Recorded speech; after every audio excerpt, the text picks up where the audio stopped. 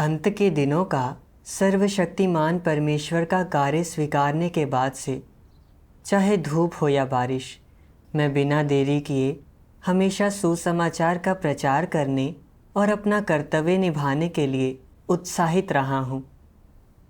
बाद में मुझे कलीसिया अगुआ चुना गया और जब भी मैंने भाई बहनों को समस्याओं या कठिनाइयों में देखा तो मैंने उन्हें सुलझाने में मदद करने की पूरी कोशिश की।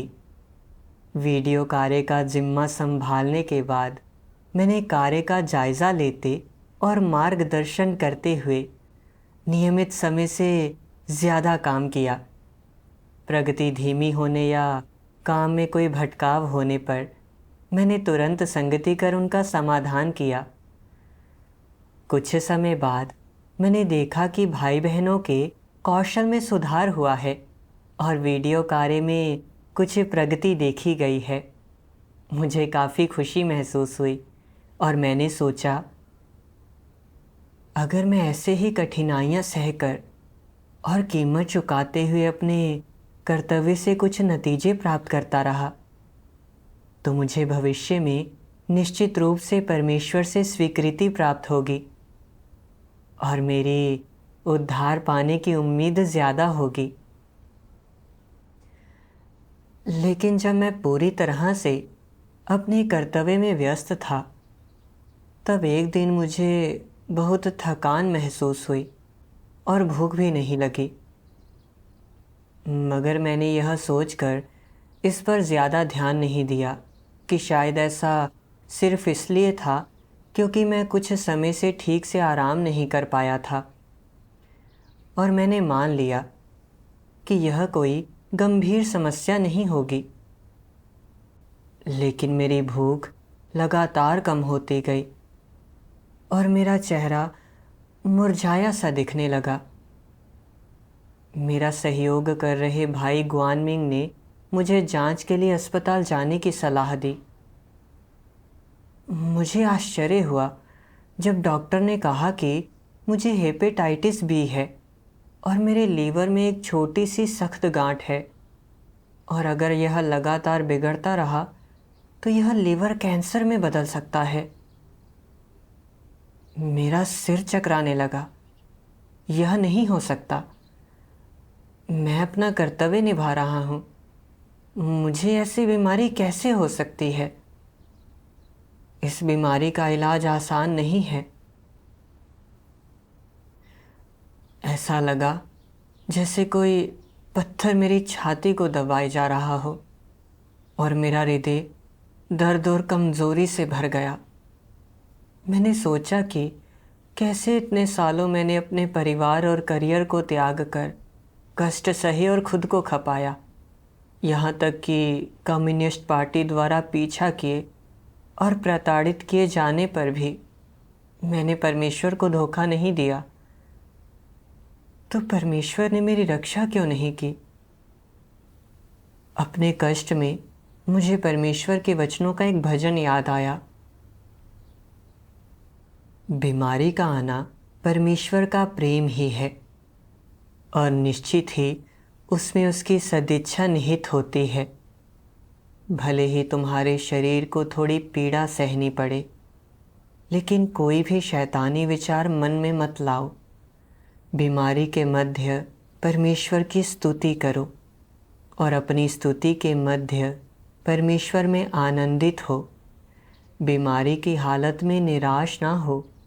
अपनी खोज निरंतर जारी रखो और हिम्मत ना हारो और परमेश्वर तुम्हें रोशन और प्रबुद्ध करेगा।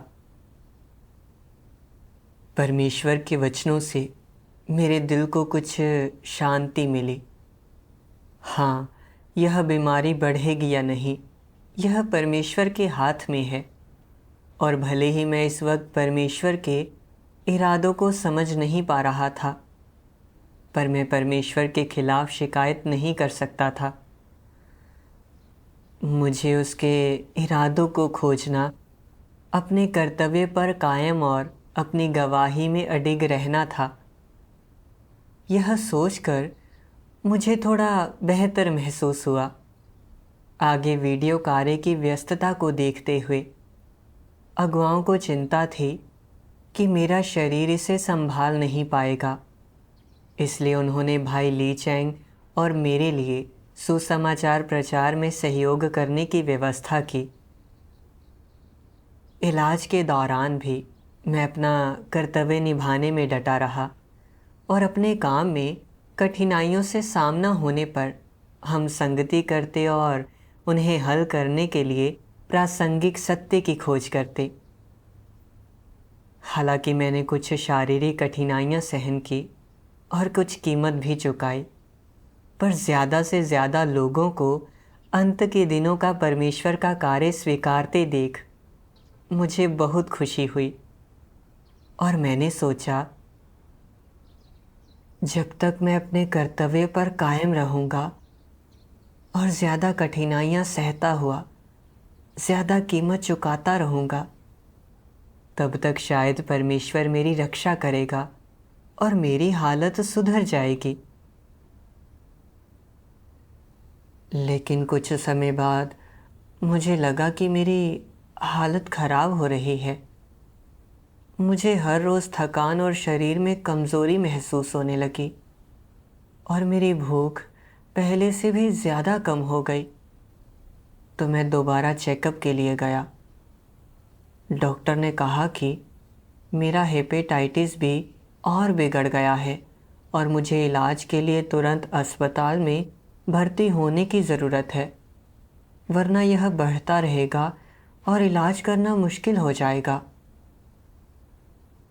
क्योंकि कम्युनिस्ट पार्टी मेरा पीछा करने में लगी हुई थी, इसलिए अस्पताल में भर्ती होने से मेरी पहचान उजागर हो जाती और मैं खतरे में पड़ जाता। इसलिए मुझे दवा और इंट्रावेनस उपचार पर निर्भर रहना पड़ा। लेकिन मेरी हालत में फिर भी ज़्यादा सुधार नहीं हुआ। समय के साथ मैं काफ़ी कमज़ोर हो गया और मैंने सोचा, यह हेपेटाइटिस भी पहले भी कई बार बढ़ चुका है। अगर यह और बिगड़कर सिरोसिस या लीवर कैंसर में बदल गया तो मेरा जीवन किसी भी समय खतरे में पड़ सकता है। अगर मैं इस तरह मर गया तो क्या मैं तब भी बचाया जा सकूंगा? निश्चय ही परमेश्वर में आस्था का मेरा जीवन इस तरह समाप्त नहीं हो सकता। यह सोचते ही मुझे कमज़ोरी महसूस हुई और मेरा पूरा शरीर ढीला पड़ गया और मैं पूरी तरह से उलझन और शिकायत से भर गया। जब से मैंने परमेश्वर में विश्वास करना शुरू किया है, मैं अपने कर्तव्य और सुसमाचार का प्रचार करने में उत्साही रहा हूँ। चाहे हवा हो या बारिश, चिलचिलाती गर्मी हो या कड़कड़ाती ठंड, और कम्युनिस्ट पार्टी द्वारा पीछा किए और सताए जाने और घर लौटने में असमर्थ होने के बावजूद मैंने अपने कर्तव्य में कभी देरी नहीं की। बीमारी के इन वर्षों के दौरान भी मैं हर वक्त अपना कर्तव्य निभाने के लिए डटा रहा, कभी भी हार नहीं मानी। और भले ही मैंने कोई योग्यता हासिल नहीं की, लेकिन मैंने कष्ट उठाया और मेहनत की है। फिर क्यों मेरी बीमारी में सुधार आने के बजाय यह वास्तव में बदतर हो गई है? मैंने भाई बहनों को अच्छे स्वास्थ्य में और सक्रिय रूप से अपने कर्तव्यों का पालन करते देखा, जबकि मैं एक गंभीर बीमारी से पीड़ित हूँ। जितना ज़्यादा मैंने इसके बारे में सोचा, उतना ही ज़्यादा मुझे शिकायत की भावना महसूस हुई। बमुश्किल अपने आंसू रोककर मैं मेज़बान के घर लौट आया। मुझे अपना कर्तव्य निभाने की कोई प्रेरणा न होने के साथ ही वास्तव में दुख और नकारात्मकता महसूस हुई। इस समय भाई ली चैंग ने मुझे याद दिलाया, जब बीमारी से सामना हो तो हमें परमेश्वर के इरादों को खोजना चाहिए और उसे गलत नहीं समझना चाहिए। या उसके खिलाफ शिकायत नहीं करनी चाहिए। भाई ली चैंग के शब्दों ने मुझे शांत होने में मदद की। जो कुछ भी होता है उसकी इजाज़त परमेश्वर देता है और मुझे सत्य खोजने और आत्मचिंतन के लिए समर्पण करने से शुरुआत करनी थी। इसलिए मैंने यह आशा करते हुए परमेश्वर से प्रार्थना की और मदद मांगी कि वह मुझे अपने इरादों को समझने में मेरी अगुवाई करेगा। बाद में मैंने परमेश्वर के कुछ वचन पढ़े। सर्वशक्तिमान परमेश्वर कहता है, कुछ लोग सोचते हैं कि परमेश्वर में विश्वास रखने से शांति और आनंद की प्राप्ति होनी चाहिए, और अगर वे मुश्किल परिस्थितियों का सामना करते हैं तो उन्हें सिर्फ परमेश्वर से प्रार्थना करने की ज़रूरत है और परमेश्वर उन पर ध्यान देगा, उन्हें अनुग्रह और आशीषें देगा और यह सुनिश्चित करेगा कि उनके लिए सब कुछ शांतिपूर्वक और सुचारू रूप से चले। परमेश्वर में विश्वास रखने का उनका उद्देश्य अनुग्रह मांगना, आशीषें प्राप्त करना और शांति और खुशी का आनंद लेना है। इन दृष्टिकोणों के कारण ही वे परमेश्वर की खातिर खुद को खपाने के लिए अपने परिवारों का त्याग कर देते हैं या अपनी नौकरी छोड़ देते हैं और कष्ट सहन कर सकते हैं और कीमत चुका सकते हैं। उनका मानना है कि जब तक वे चीज़ों का त्याग करेंगे, परमेश्वर के लिए खुद को खपाएंगे, कष्ट सहन करेंगे और लगन से कार्य करेंगे, असाधारण व्यवहार प्रदर्शित करेंगे, तब तक वे परमेश्वर के आशीष और अनुग्रह प्राप्त करेंगे, और कि चाहे वे कैसी भी मुश्किलों का सामना क्यों न करें, जब तक वे परमेश्वर से प्रार्थना करेंगे वह उन्हें सुलझाएगा और हर चीज़ में उनके लिए एक मार्ग खोल देगा। परमेश्वर में विश्वास रखने वाले अधिकांश लोगों का यही नज़रिया होता है। लोगों को लगता है कि यह नज़रिया जायज़ और सही है। कई लोगों की वर्षों तक बिना अपनी आस्था छोड़े परमेश्वर में अपनी आस्था बनाए रखने की क्षमता सीधे इस नज़रिए से संबंधित है। वे सोचते हैं, मैंने परमेश्वर के लिए इतना कुछ खपाया है, मेरा व्यवहार इतना अच्छा रहा है और मैंने कोई बुरे कर्म नहीं किए हैं, परमेश्वर यकीनन मुझे आशीष देगा। चूँकि मैंने बहुत कष्ट सहे हैं और हर कार्य के लिए एक बड़ी कीमत चुकाई है, बिना कोई गलती किए परमेश्वर के वचनों और अपेक्षाओं के अनुसार सब कुछ किया है, इसलिए परमेश्वर को मुझे आशीष देना चाहिए। उसे यह सुनिश्चित करना चाहिए कि मेरे लिए सब कुछ सुचारू रूप से चले और यह कि मैं अक्सर अपने दिल में शांति और खुशी का अनुभव करूं और परमेश्वर की मौजूदगी का आनंद लूं। क्या यह एक मानवीय धारणा और कल्पना नहीं है? मानवीय परिप्रेक्ष्य से देखें तो लोग परमेश्वर के अनुग्रह का आनंद लेते हैं और फायदे प्राप्त करते हैं, इसलिए इसके लिए थोड़ा कष्ट सहना समझ में आता है और इस कष्ट के बदले में परमेश्वर की आशीषें प्राप्त करना सार्थक है। यह परमेश्वर के साथ सौदा करने की मानसिकता है। लेकिन सत्य के परिप्रेक्ष्य से और परमेश्वर के परिप्रेक्ष्य से यह मूल रूप से न तो परमेश्वर के कार्य के सिद्धांतों के और न ही उन मानकों के अनुरूप है जिनकी परमेश्वर लोगों से अपेक्षा करता है। यह पूरी तरह से ख्याली पुलाव है। परमेश्वर में विश्वास रखने के बारे में सिर्फ एक मानवीय धारणा और कल्पना है। चाहे इसमें परमेश्वर से सौदे करना या उससे चीज़ों की मांग करना शामिल हो या नहीं हो, या इसमें मानवीय धारणाएं और कल्पनाएं शामिल हों या नहीं हों, किसी भी हालत में इनमें से कुछ भी परमेश्वर की अपेक्षाओं के अनुरूप नहीं है। न ही यह लोगों को आशीष देने के लिए परमेश्वर के सिद्धांतों और मानकों को पूरा करता है।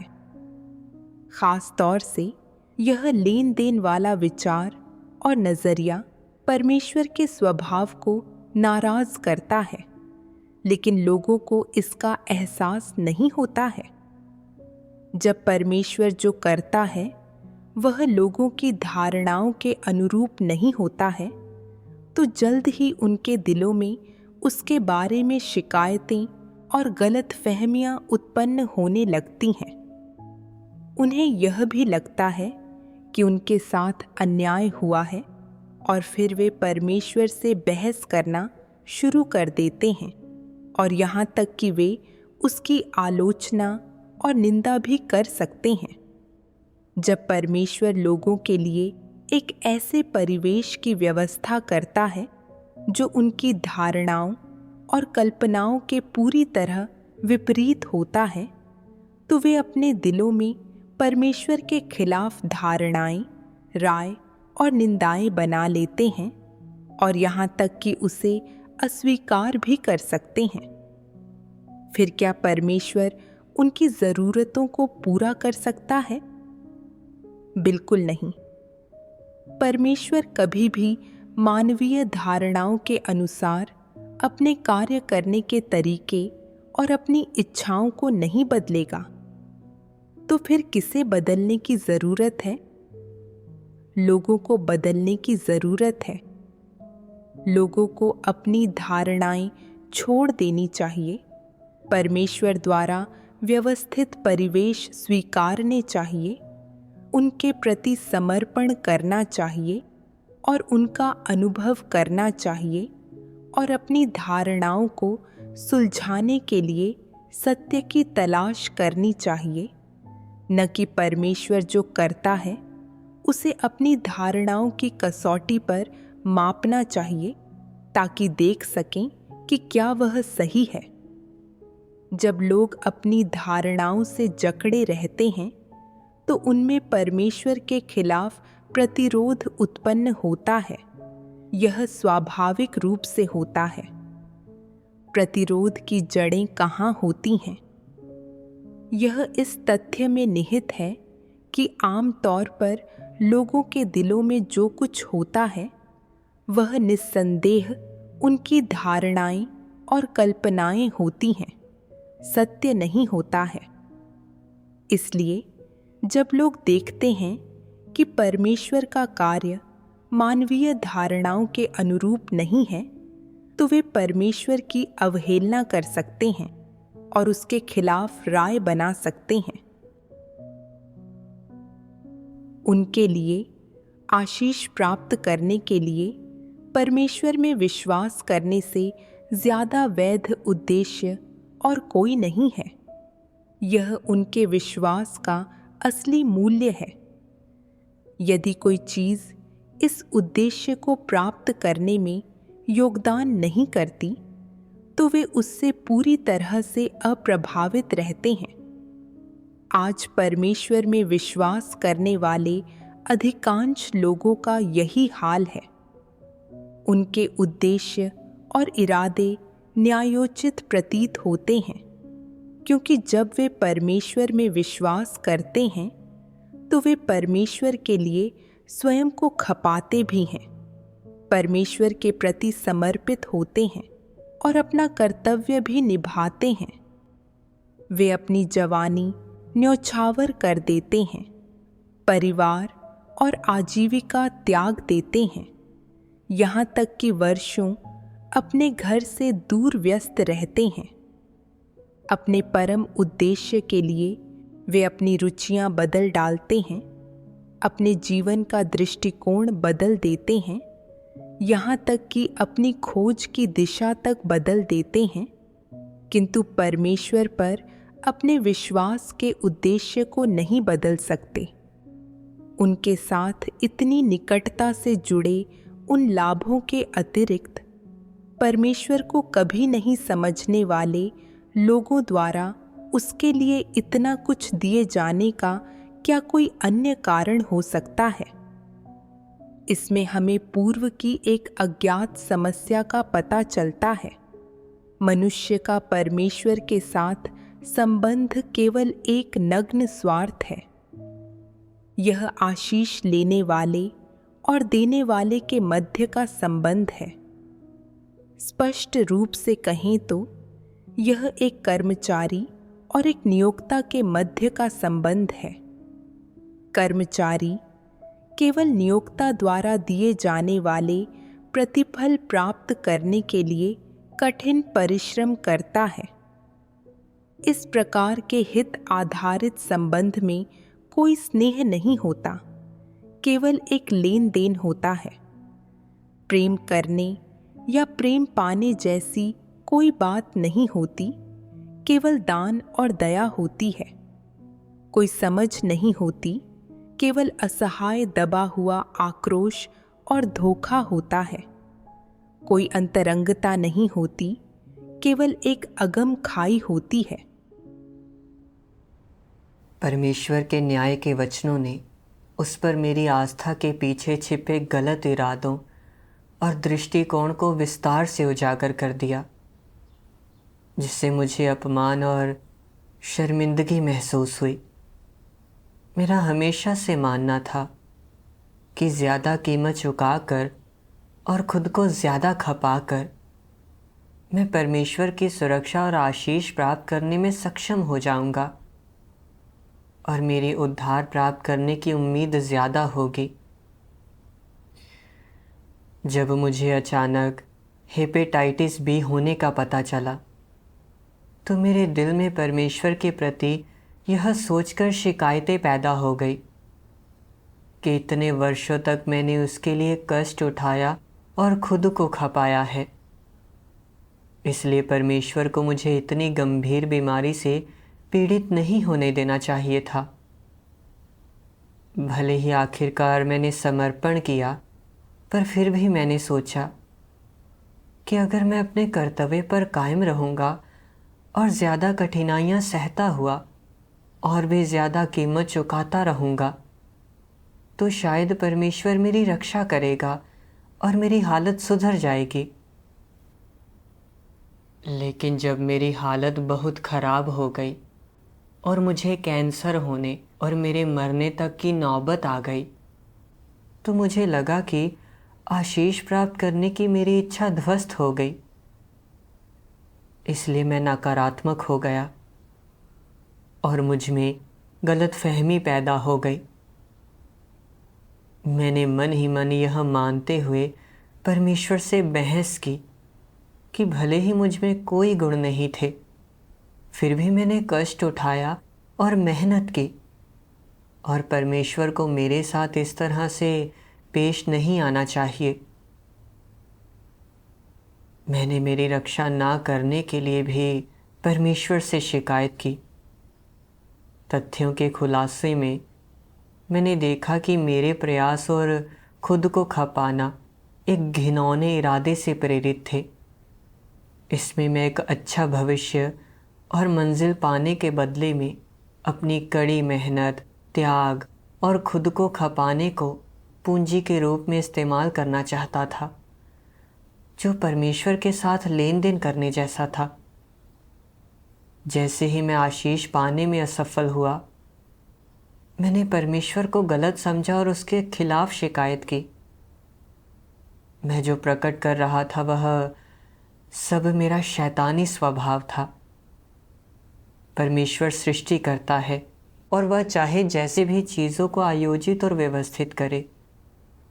मेरे पास उससे मांग करने की कोई वजह नहीं है और मुझे उसकी व्यवस्थाओं के प्रति समर्पण करना चाहिए। लेकिन मैं लगातार चाहता रहा कि परमेश्वर मेरी धारणाओं के अनुसार कार्य करे, और जब चीज़ें मेरी धारणाओं के अनुरूप नहीं हुई तो मैंने उससे बहस की।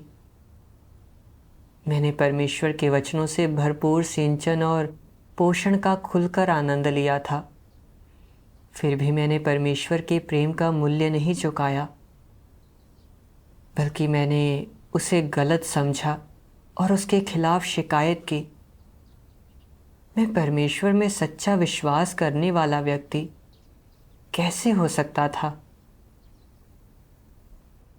बाद में मैंने परमेश्वर के वचनों का एक और अंश पढ़ा और मुझे परमेश्वर के साथ अपने लेन देन की वजह की कुछ समझ प्राप्त हुई।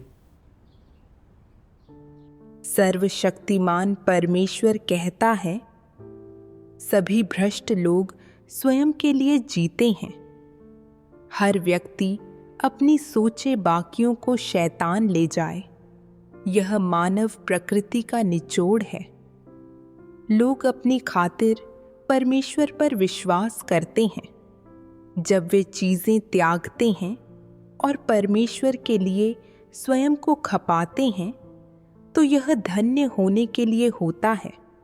और जब वे परमेश्वर के प्रति वफादार रहते हैं, तो यह भी पुरस्कार पाने के लिए ही होता है। संक्षेप में, यह सब धन्य होने, पुरस्कार पाने और स्वर्ग के राज्य में प्रवेश करने के उद्देश्य से किया जाता है। समाज में लोग अपने लाभ के लिए काम करते हैं और परमेश्वर के घर में वे धन्य होने के लिए कोई कर्तव्य करते हैं। आशीष प्राप्त करने के लिए ही लोग सब कुछ छोड़ते हैं और काफी दुख सहन कर पाते हैं। मनुष्य की शैतानी प्रकृति का इससे बेहतर प्रमाण नहीं है। परमेश्वर के वचनों के प्रकाशन से मैं समझ गया कि क्योंकि हर व्यक्ति अपनी सोचे बाकियों को शैतान ले जाए और बिना पुरस्कार के कभी कोई काम मत करो, कि शैतानी विचार मेरे दिल में जड़ें जमा चुके थे और मेरे अस्तित्व की नींव बन गए थे। इसलिए मैंने जो कुछ भी किया वह मेरे ही फायदे के लिए था। यहाँ तक कि मेरे त्याग और खुद को खपाना भी आशीष प्राप्त करने और आपदा आने पर मृत्यु से सुरक्षित रहने के लिए थे। अपना कर्तव्य निभाने के इन वर्षों में चाहे मैंने कितनी भी शारीरिक कठिनाइयाँ सहन की हो या मुझे कितनी भी कीमत चुकानी पड़ी हो, जब तक मुझे विश्वास था कि इससे मुझे आशीष और उद्धार पाने के संदर्भ में लाभ होगा, तब तक मैं कितना भी कष्ट सहने को तैयार था। लेकिन जैसे ही मेरी बीमारी बिगड़ी और आशीष प्राप्त करने की इच्छा ध्वस्त हुई, वैसे ही कर्तव्य निभाने की मेरी प्रेरणा खत्म हो गई। और यहाँ तक कि मैंने अपने दिल में परमेश्वर से बहस और शिकायत भी की। जो कुछ भी मैंने किया उसमें व्यक्तिगत लाभ को सबसे ऊपर रखकर अपने कर्तव्य को पुरस्कार और आशीष के बदले सौदेबाजी की वस्तु की तरह माना और यहाँ तक सोचा कि यह पूरी तरह उचित है। ऐसे शैतानी जहर के सहारे जीते हुए मैंने अपना ज़मीर और विवेक खो दिया और परमेश्वर के खिलाफ शिकायत और विद्रोह किया।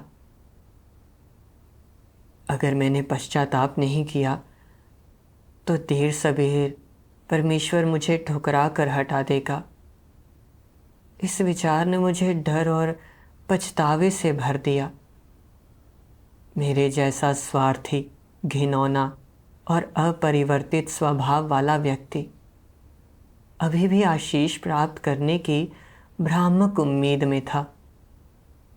कितनी बेशर्मी की बात है। परमेश्वर का स्वभाव धार्मिक और पवित्र है। चाहे कोई कितना भी काम करे, कितनी भी कठिनाई सहे या कीमत चुकाए, अगर स्वभाव में कोई परिवर्तन नहीं होता तो यह सब व्यर्थ है। परमेश्वर किसी अपवाद स्वरूप हमें अपने राज्य में सिर्फ इसलिए नहीं लाएगा क्योंकि हमने ज़्यादा कठिनाइयों का सामना किया है। सर्वशक्तिमान परमेश्वर कहता है, तुम्हें जानना ही चाहिए कि मैं किस प्रकार के लोगों को चाहता हूँ। वे जो अशुद्ध हैं, उन्हें राज्य में प्रवेश करने की अनुमति नहीं है। वे जो अशुद्ध हैं, उन्हें पवित्र भूमि को मैला करने की अनुमति नहीं है। तुमने भले ही बहुत कार्य किया हो और कई सालों तक कार्य किया हो, किंतु अंत में यदि तुम अब भी बुरी तरह मैले हो, तो यह स्वर्ग की व्यवस्था के लिए असहनीय होगा कि तुम मेरे राज्य में प्रवेश करना चाहते हो। संसार की स्थापना से लेकर आज तक मैंने अपने राज्य में उन्हें कभी आसान प्रवेश नहीं दिया जो मेरी चापलूसी करते हैं। यह स्वर्गिक नियम है और कोई इसे तोड़ नहीं सकता है। तुम्हें जीवन की खोज करनी ही चाहिए। आज जिन्हें पूर्ण बनाया जाएगा वे उसी प्रकार के हैं जैसा पतरस था।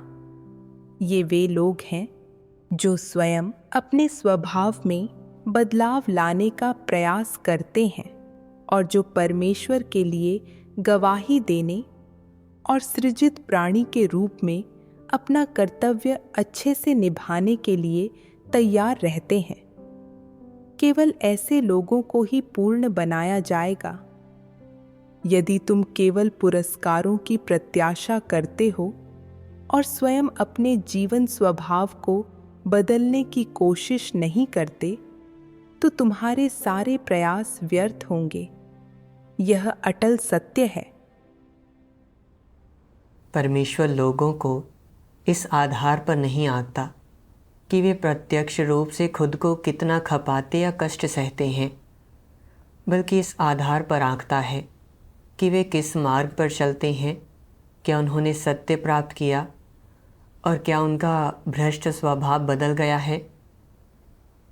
भले ही मैंने कई वर्षों से परमेश्वर में विश्वास रखा था, लेकिन मेरा ध्यान केवल मेहनत और काम करने पर था और मैं सत्य का अनुसरण नहीं कर रहा था। मेरा भ्रष्ट स्वभाव बदला नहीं था और फिर भी मैंने आशीष पाने के लिए परमेश्वर से मोल भाव करने की कोशिश की। मेरे जैसा स्वार्थी और घिनौना व्यक्ति उद्धार प्राप्त करने के योग्य कैसे हो सकता है? मैंने पौलुस के बारे में सोचा। उसने सुसमाचार का प्रचार किया, बहुत काम किया और बहुत कष्ट सहे, लेकिन उसका कष्ट और मेहनत ना तो परमेश्वर के वचनों का अभ्यास करने के लिए थी, ना ही एक सृजित प्राणी का कर्तव्य निभाने के लिए, बल्कि आशीष और मुकुट पाने के लिए थी। जैसे कि उसने कहा, मैं अच्छी कुश्ती लड़ चुका हूँ, मैंने अपनी दौड़ पूरी कर ली है, मैंने विश्वास की रखवाली की है, भविष्य में मेरे लिए धर्म का वह मुकुट रखा हुआ है। उसका मतलब यह था कि अगर परमेश्वर ने उसे कोई मुकुट या पुरस्कार नहीं दिया, तो इसका मतलब है कि परमेश्वर धार्मिक नहीं है। यह परमेश्वर से मुकुट की खुली मांग थी, जो उसे मजबूर करने का एक प्रयास था। भले ही पौलुस ने परिश्रम किया, कष्ट सहा और खुद को खपाया, पर उसने सत्य का अनुसरण नहीं किया, केवल आशीष मांगी और परमेश्वर का प्रतिरोध करने के मार्ग पर चला। आखिरकार परमेश्वर ने उसे दंडित किया। अगर मैं पौलुस के मार्ग पर चलता रहा, तो अंत में परमेश्वर मुझे भी हटा देगा। मैं अब परमेश्वर से ना तो कोई मांग या अनुरोध कर सकता था, ना ही स्वार्थी और घृणित ढंग से खुद के लिए जी सकता था।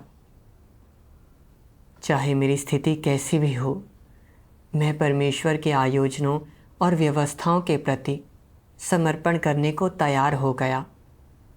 बाद में मैंने परमेश्वर के वचनों का एक अंश पढ़ा, जिसने मुझे एक मार्ग प्रदान किया।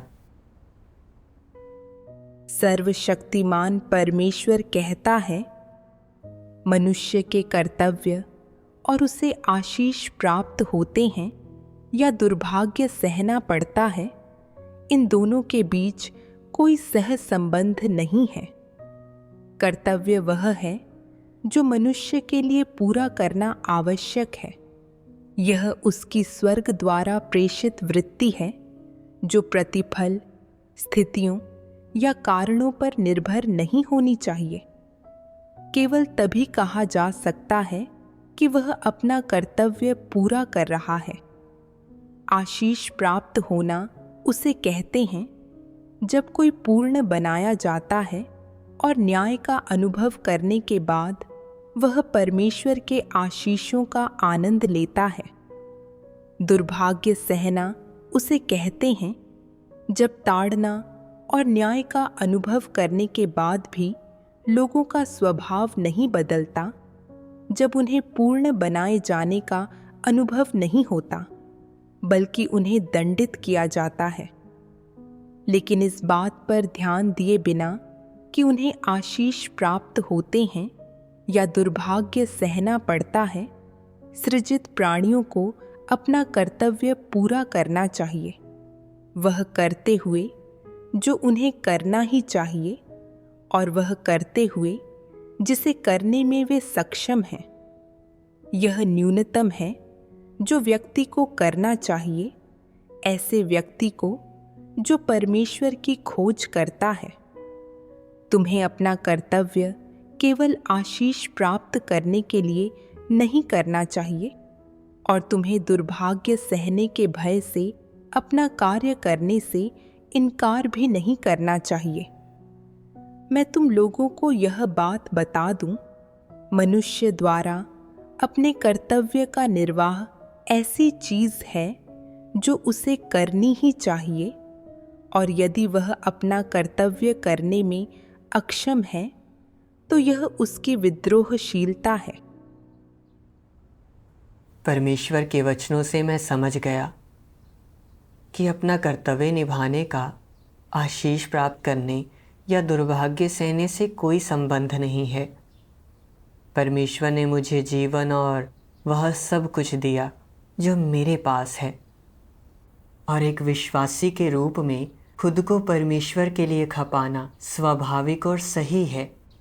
यही वह जिम्मेदारी और कर्तव्य है जिसे एक व्यक्ति को निभाना चाहिए, और यह वही है जो ऐसे व्यक्ति को करना चाहिए जिसमें थोड़ा ज़मीर और विवेक हो। मुझे खुद को खपाए जाने का उपयोग परमेश्वर से आशीष की मांग करने के लिए सौदेबाजी के साधन के रूप में नहीं करना चाहिए। ना ही मुझे अपनी गंभीर बीमारी के लिए परमेश्वर से शिकायत करनी चाहिए,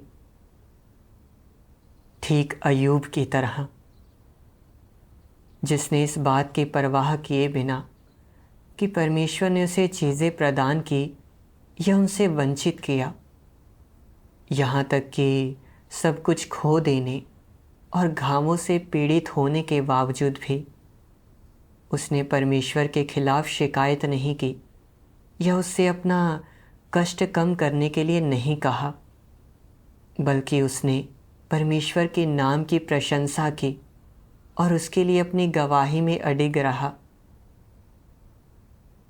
अय्यूब के अनुभव पर विचार करते हुए मुझे अभ्यास का एक मार्ग मिला। चाहे मेरी बीमारी कितने समय तक बनी रहे या कितनी भी गंभीर हो जाए, भले ही मेरी जान खतरे में पड़ जाए, मुझे परमेश्वर के प्रति समर्पण करना चाहिए और उसके लिए अपनी गवाही में अडिग रहना चाहिए। मुझ में ऐसा ही ज़मीर और विवेक होना चाहिए।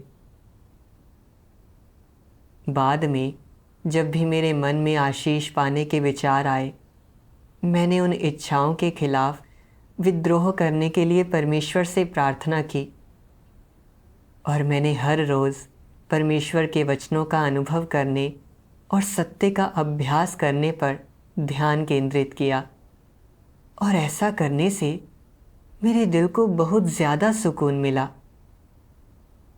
बाद में दवा के माध्यम से मेरी हालत में धीरे धीरे सुधार हुआ और मैं बहुत खुश था। लेकिन कुछ समय बाद मुझे फिर से थकान और कमज़ोरी महसूस हुई, तो मैं जांच के लिए अस्पताल गया। डॉक्टर ने कहा कि मेरे शरीर में हेपेटाइटिस बी वायरस का स्तर बढ़कर 10 करोड़ से ज़्यादा हो गया है और लीवर की कार्यप्रणाली के कई अन्य संकेतक भी बढ़े हुए हैं। उन्होंने कहा कि अगर यह बढ़ता रहा तो इससे समस्या हो सकती है।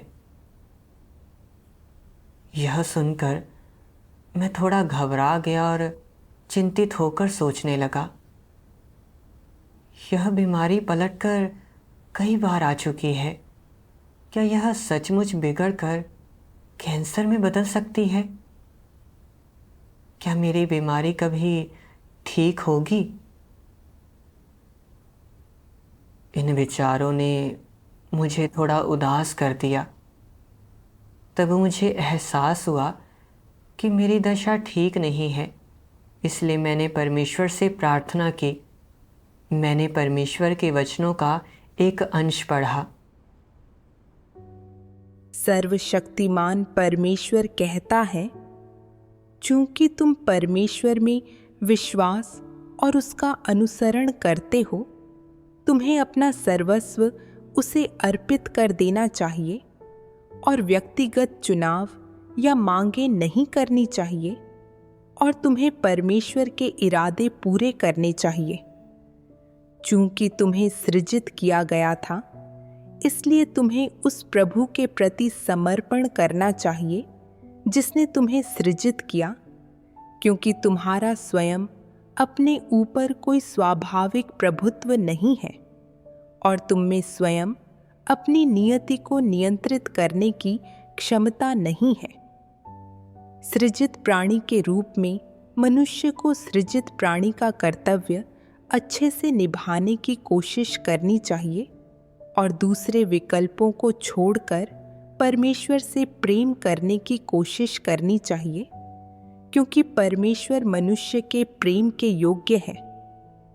वे जो परमेश्वर से प्रेम करने की तलाश करते हैं, उन्हें कोई व्यक्तिगत लाभ नहीं ढूंढने चाहिए या वह नहीं ढूंढना चाहिए जिसके लिए वे व्यक्तिगत रूप से लालायित हैं। यह अनुसरण का सबसे सही माध्यम है। परमेश्वर के वचनों से मैं परमेश्वर के इरादों को समझ गया और मुझे एहसास हुआ कि जीवन और मृत्यु परमेश्वर के हाथ में है। मैं अब परमेश्वर से अनुचित मांगे नहीं कर सकता, और चाहे मेरी बीमारी बिगड़ती क्यों ना जाए, भले ही इसका मतलब मरना हो या कोई अंतिम परिणाम या मंजिल प्राप्त न करना हो, मैं फिर भी परमेश्वर के आयोजनों और व्यवस्थाओं के प्रति समर्पण करूँगा। इसे ध्यान में रखते हुए मैं अब अपनी बीमारी की दशा से बेबस नहीं था। हमेशा की तरह अपना कर्तव्य निभाता रहा और काफ़ी मुक्त महसूस किया। बाद में मैंने पारंपरिक चीनी दवाएं जारी रखी और मुझे लगा कि हालत में धीरे धीरे सुधार हो रहा है। अंतिम जांच के बाद लीवर की कार्यप्रणाली के कई संकेतक काफ़ी हद तक सामान्य हो गए थे। इस बीमारी से हुए खुलासे के इस अनुभव से भले ही मुझे थोड़ा कष्ट हुआ, मगर मैं परमेश्वर का बहुत आभारी हूँ। इस परिवेश के बिना मैं खुद को जान नहीं पाता और यह सोचता रहता कि मैं ईमानदारी से खुद को परमेश्वर के लिए खपा रहा हूँ। लेकिन अब मैं परमेश्वर में विश्वास के माध्यम से आशीष प्राप्त करने के अपने गलत विचारों को स्पष्ट रूप से देख रहा हूँ और मुझे अपने स्वार्थी, घिनौने और लाभ से प्रेरित शैतानी स्वभाव की कुछ समझ प्राप्त हुई है। इस बीमारी का सामना करके मुझे ये लाभ प्राप्त हुए